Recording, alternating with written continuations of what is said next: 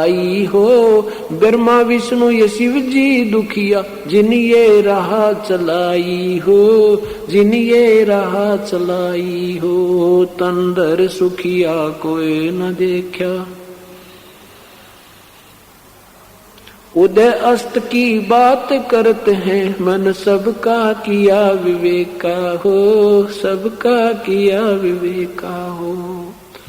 भाई तंदर सुखिया कोई न देखा, जो देखा सो दुखिया हो। उदय अस्त की बात करते हैं, मन सबका किया विवेका हो। भाई सोरपति दुखिया, भूपति दुखिया, रंक दुखी बपरीती हो। सोरपति दुखिया, भूपति दुखिया, रंक दुखी बपरीती हो। कहे कबीर और सब दुखिया, एक संत सुखी मन जीती हो, संत सुखी मन जीती हो। तंदर सुखिया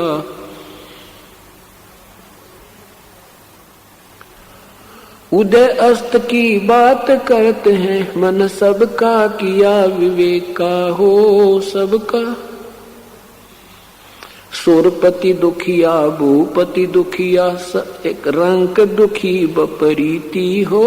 सुर नहीं, त्रेता माय नाम मुनिंद्र था प्रभु का, और द्वापर माय करुणा में नाम से प्रकट हुई। वही कबीर देव अपना नामांतर करके, रूपांतर करके और यहाँ आते हैं, अपने द्वारा रची हुई सृष्टि को ठीक ठीक वही बताते हैं। और कलयुग में उस परमेश्वर का नाम कबीर देव रहेगा, जो ओरिजिनल नाम है। ये ऐसा क्यों किया मालिक ने कि इस एक बार कबीर वैसे भी स्वाभाविक कोई बोल देगा ना, तो भी पुण्य का भागी बनता है। और हम इतने पाप हो गए हमारे कि इतना सब क्रिया करके भी अब हमारा लेवल भक्ति का और हमारे पुण्यों का बहुत देर से उभारा पाओगा। सतयुग में हम ठाठ करे, अपने पुण्य कमाई खाई खर्ची, खूब मौज किया। उसके बाद हम त्रेता में भी रहे हैं, हम द्वापर में भी रहे हैं, और हम अब कलयुग में अब दुर्गति को प्राप्त हो गए। अब हमारी वो सारी बैटरी डिस्चार्ज होती होती और हमारे पुण्य कम हो गए, पापों का ढेर बहुत बन गया। जो पुण्यात्मा सीधे मनुष्य शरीर से आए हैं, वो सत भक्ति को तुरंत ग्रहण करते हैं। ये लक्षण है। आपके पहले भी मानव शरीर होते आ रहे हैं, आपके अंदर तड़फ थी, आप घूम रहे थे कोई मंदिर मस्जिद गुरुद्वारों में, कोई व्रत की ओट लेकर के, कोई किसी देव की, कोई किसी प्रकार की आप प्रयत्न कर रहे थे। और जो अन्य प्राणियों के जोनी से आए हैं, वो भक्ति नहीं करते, वो तो घर वाले कहें तो भी नहीं करते, वो मौज मारते हैं, वो क्या बस ठाठ हैं, क्या किसी ने देखा भगवान, कहाँ है भगवान।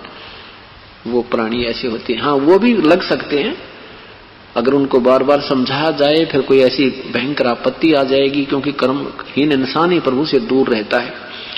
हो सकता वो भी उसके लिए वरदान बन जावे। जैसे काकभूषण का पूरे परिवार का विनाश होने के उपरांत ही उसकी 6 महीने के बाद बुद्धि में परिवर्तन हुआ, वो कलम प्रारंभ हुई, वहां से भक्ति का बीज पड़ा, फिर वो धीरे धीरे करता रहा। फिर एक परमात्मा किसी युग में पूर्ण ब्रह्म मिले उसको, फिर उसका उद्धार किया।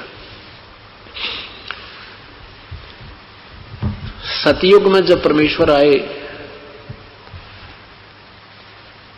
ब्रह्मा जी से भी मिलते हैं, उनको पुनर्याद दिलाते हैं, लेकिन वो नहीं मानते हैं।